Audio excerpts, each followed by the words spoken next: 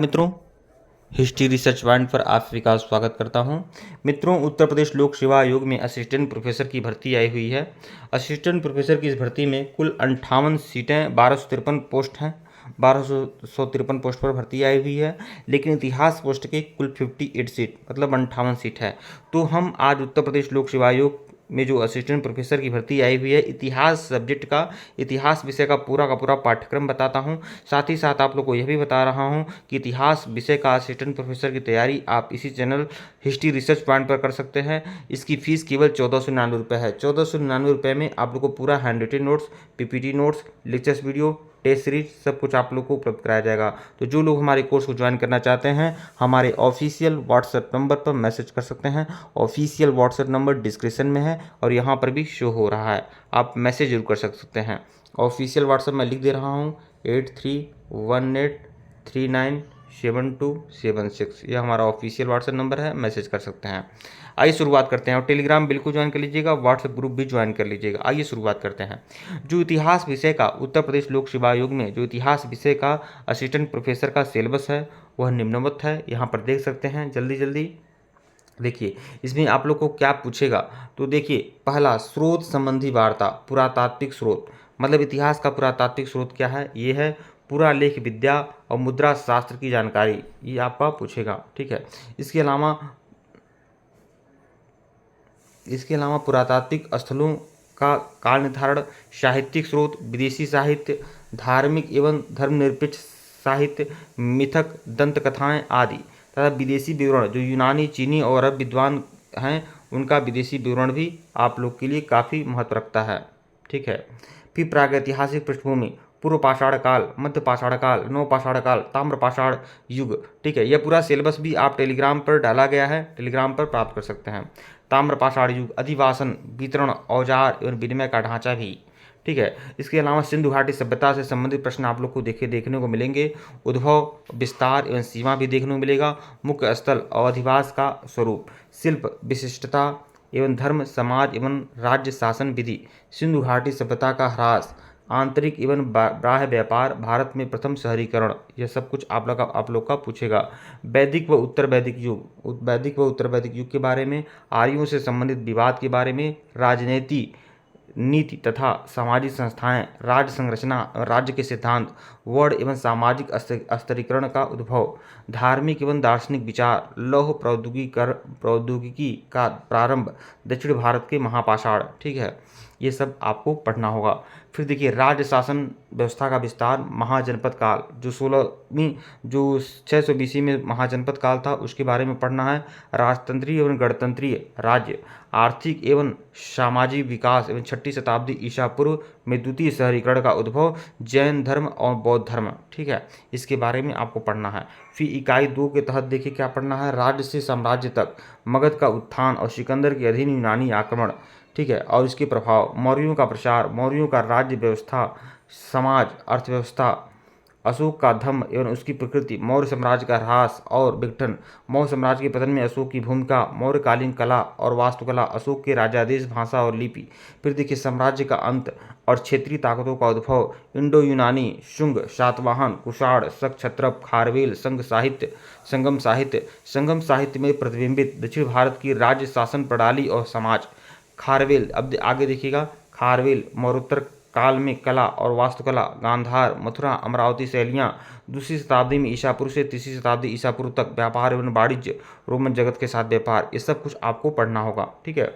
आगे देखिएगा, गुप्त वाकाटक युग, वाकाटक वंश के बारे में आपको पढ़ना है। राज्य शासन व्यवस्था, समाज, कृषि और अर्थव्यवस्था, भू अनुदान, भू राजस्व एवं भू अधिकार, गुप्तकालीन सिक्के, मंदिर स्थापत्य कला का प्रारंभ, संस्कृत भाषा और साहित्य का विकास, विज्ञान प्रौद्योगिकी, खगोल विज्ञान, गणित और औषधि में विकास, स्वर्ण युग की अवधारणा, हर्ष और उसका युग, प्रशासन और धर्म। ठीक है। तो सम्राट हर्षवर्धन के बारे में भी आपको पढ़ना है। फिर इकाई 3 के तहत देखिएगा, क्षेत्रीय राज्यों का उद्भव, जो दक्षिण में चोल, पांड्य, चालुक्य, चेर आदि राजवंश हैं, कदम्ब राजवंश हैं, इसके बारे में आपको पढ़ना है। तो देखिए, दक्षिण के राज्य गंग, कदम्ब वंश, पश्चिम और पूर्वी के चालुक्य, राष्ट्रकूट, कल्याणी के चालुक्य, काकतीय, होयसल और यादव वंश, दक्षिण भारत के साम्राज्य, पल्लव, चोल, चेर, पांड्य वंश के बारे में पढ़ना है। पूर्वी भारत के साम्राज्य बंगाल के पाल और सेन वंश के बारे में पढ़ना है। पश्चिम भारत के साम्राज्य वल्लभी के मैत्रक और गुजरात के चालुक्यों के बारे में आपको पढ़ना है। उत्तर भारत के साम्राज्य गुर्जर, प्रतिहार, कलचुरी, चेद, गढ़वाल वंश और परमार वंश के बारे में भी आपको पढ़ना है। फिर देखिए, प्रारंभिक मध्यकालीन भारत की विशेषताएं, प्रशासन और राजनीतिक ढांचा एवं राजतंत्र का वैदिकरण, यह आपको पढ़ना है। आगे देखिएगा, कृषि व्यवस्था, भू अनुदान संबंधी बदलते संबंध, श्रेणीबद्ध भूमि अधिकार और किसान वर्ग, जल संसाधन, कर प्रणाली, सिक्के और मुद्रा प्रणाली, सामंतवाद, व्यापार एवं शहरीकरण, व्यापार का ढांचा, शहरी बस्तियों का स्वरूप, पत्तन और व्यापार मार्ग, व्यापारी माल विनिमय, व्यापारी संघ, दक्षिण पूर्वी एशिया में व्यापार और उपनिवेशीकरण, यह आपको पढ़ना है। ब्राह्मणी धर्म का विकास, वैष्णव धर्म और शैव धर्म, मतलब जो वैष्णव और शैव होते हैं उनके बारे में आपको पढ़ना है, और वैष्णव और शैव संतों के बारे में भी आपको पढ़ना है। मंदिर स्थापत्य कला और क्षेत्रीय शैलियाँ, जो मंदिर में नागर, बेसर और द्रविड़ शैलियाँ हैं, इसके बारे में भी आपको पढ़ना है। समाज, वर्ण, जाति और जातियों का जो प्रचुरोद्भवन, स्त्रियों की स्थिति, लिंग, विवाह और संपत्ति संबंध के बारे में आपको पढ़ना है। ठीक है, जो संपत्ति का सिद्धांत है याज्ञवल्क्य स्मृति में, गार्ग्य स्मृति में, उसको भी आपको पढ़ना है। किसानों के रूप में जनजातियों, वर्ण व्यवस्था में उनका स्थान, अस्पृश्यता आदि को पढ़ना है। शिक्षा और शैक्षिक संस्थाओं के बारे में आपको पढ़ना है। ठीक है, इकाई 4 में देखिए, मध्यकालीन भारतीय इतिहास के स्रोत क्या हैं? पुरातात्विक एवं पुरालेखी एवं मुद्रा शास्त्रीय स्रोत, भौतिक साक्ष्य एवं स्मारक, इतिवृत्त साहित्यिक स्रोत में क्या पढ़ना है? फारसी एवं संस्कृत क्षेत्रीय भाषाएं, दफ्तरखाना, फरमान और बहियाँ पढ़ना है। ठीक है, राजनीतिक घटनाएं, जो गजनवी और गोरी के आक्रमण हुए, दिल्ली सल्तनत में तुर्की खिलजी, तुगलक, सैयद लोदी और दिल्ली सल्तनत का ह्रास कैसे हुआ, इसके बारे में पढ़ना है। मुगल साम्राज्य की नींव, बाबर, हुमायूं और सूरीवंश, अकबर से औरंगजेब तक प्रसार और सुदृढ़ कैसे हुआ, यह आपको पढ़ना है। मुगल साम्राज्य के पतन के बारे में भी आपको पढ़ना है। उत्तरकालीन मुगल शासक एवं मुगल साम्राज्य का विघटन के बारे में पढ़ना। विजयनगर और बहमनी, दक्षिणी सल्तनत, बीजापुर, गोलकुंडा, बीदर, बरार और अहमदनगर, उत्थान और प्रसार, मतलब विजयनगर और बहमनी का कैसे उत्थान और पतन हुआ, बीजापुर, गोलकुंडा, बीदर, बरार और अहमदनगर के राज्यों के बारे में भी आपको पढ़ना है। ठीक है, मराठों का उत्थान, शिवाजी द्वारा स्वराज की स्थापना, पेशवाओं के अधीन इनका विस्तार, मुगल मराठा संबंध कैसे थे, इसके बारे में आपको पढ़ना है। ठीक है, अब इकाई 5 में देखिए, प्रशासन और अर्थव्यवस्था। सल्तनत के समय में प्रशासन राज्य का स्वरूप था, धर्मांतरित एवं इस केंद्रीय, प्रांतीय एवं स्थानीय स्वशासन का जो शुरुआत हुआ था, इसके बारे में आपको पढ़ना है। शेरशाह सूरी के प्रशासनिक सुधार, मुगल प्रशासन, केंद्रीय एवं प्रांतीय, स्थानीय, मनसबदारी एवं जागीरदारी पद्धति को भी आपको पढ़ना है। दक्षिण में प्रशासनिक प्रणालियाँ जो थी, विजयनगर जो साम्राज्य है, इसके बारे में आपको पढ़ना है, तथा बहमनियों की जो प्रशासनिक प्रणाली थी, उसके बारे में आपको पढ़ना है। अष्टप्रधान, जो मराठा प्रशासन में मुख्य थे, अष्टप्रधान या अष्टदिग्गज कहा जाता था, उनके बारे में भी आपको पढ़ना है। जो कृषि उत्पादन और सिंचाई व्यवस्था, ग्राम अर्थव्यवस्था, किसान वर्ग, अनुदान और कृषि ऋण के बारे में आपको पढ़ना है। उद्योगों, सूती, कपड़ा, हस्तशिल्प, कृषि आधारित उद्योग जो थे, उनके बारे में भी आपको पढ़ना है। व्यापार एवं वाणिज्य की जो नीतियाँ थीं, उनके बारे में भी आपको पढ़ना है। तो ये कुल मिलाकर इतिहास का है। अभी और है इतिहास में, देखिए सिलेबस बहुत ही लंबा चौड़ा है। व्यापार एवं वाणिज्य, व्यापार केंद्र एवं पत्तन, परिवहन और संचार व्यवस्था के बारे में पढ़ना है। जो हुंडी व्यवस्था थी, जिसे विनिमय पत्र कहा जाता है, उसके बारे में आपको पढ़ना है। ठीक है, अब इकाई 6 में क्या पढ़ना है? समाज एवं संस्कृति, सामाजिक संगठन एवं सामाजिक संरचना, सूफीवाद के बारे में पढ़ना है आप लोग को। मध्यकालीन युग के संत, उत्तर एवं दक्षिण भारत के जो संत थे, उनके बारे में आपको पढ़ना है।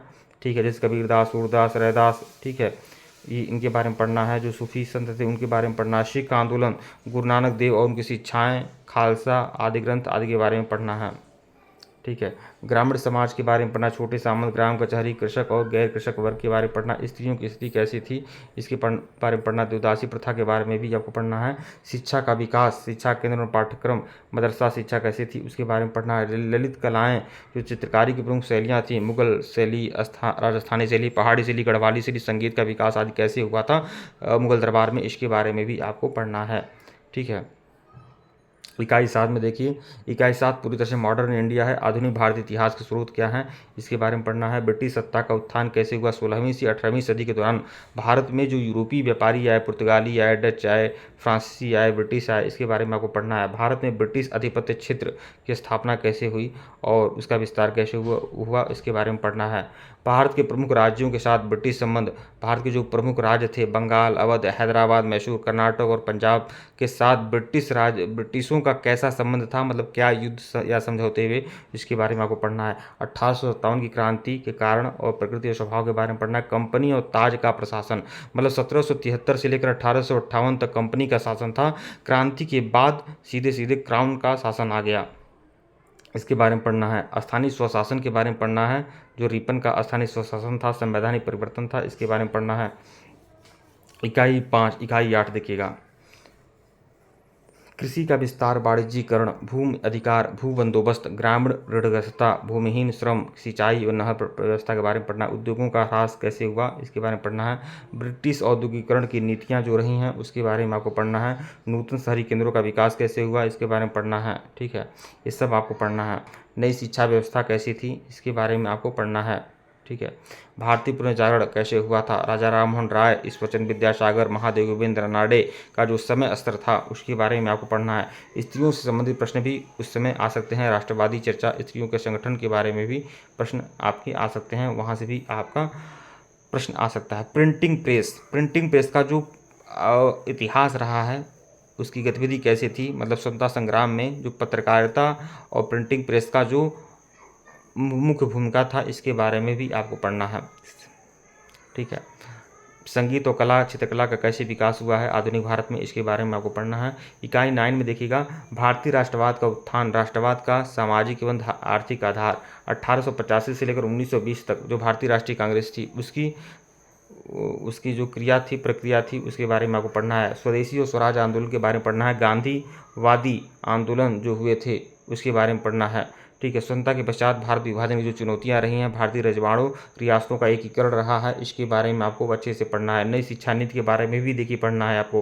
पंचशील समझौता जो था उसके बारे में पढ़ना है। इकाई 10 में देखिए, ऐतिहासिक प्रणाली, शोध कार्य प्रणाली, इतिहास लेखन के बारे में पढ़ना है। इतिहास क्या है विषय के रूप में, स्वरूप, उसका विषय विस्तार, सीमा, महत्व के बारे में पढ़ना है। अन्वेषणात्मक संक्रिया जो इतिहास में है उसके बारे में भी आपको पढ़ना है। ठीक है, आगे देखिए, क्षेत्रीय इतिहास का महत्व, शोध प्रणाली, शोध कार्य प्रणाली, प्रस्तावित शोध का क्षेत्र। ठीक है, ये सब आपको पढ़ना है। इतिहास में विषय का चयन कैसे करें, थीसिस कैसे लिखें, ये सब आपको पढ़ना होगा। ठीक है, इतिहास का चक्रीय सिद्धांत, इतिहास का मतलब ये इतिहास शिक्षण से संबंधित प्रश्न आपको देखने को मिलेंगे। इस तरह से आपका यही सिलेबस है, आप लोग का सिलेबस काफ़ी लंबा चौड़ा था। ठीक है मित्रों, वीडियो को लाइक और चैनल को सब्सक्राइब करिएगा, टेलीग्राम को बिल्कुल ज्वाइन करिएगा। जो लोग 30 प्रश्न सामान्य अध्ययन की तैयारी करना चाहते हैं वो 599 रुपये की सीरीज ले सकते हैं, 599 रुपये का कोर्स ज्वाइन कर सकते हैं। और जो लोग इतिहास विषय से असिस्टेंट प्रोफेसर की तैयारी करना चाहते हैं वह 1499 रुपये का कोर्स लेंगे। धन्यवाद। आप लोग को टेलीग्राम बिल्कुल ज्वाइन करिएगा, व्हाट्सएप ग्रुप जरूर ज्वाइन कर लीजिएगा। धन्यवाद।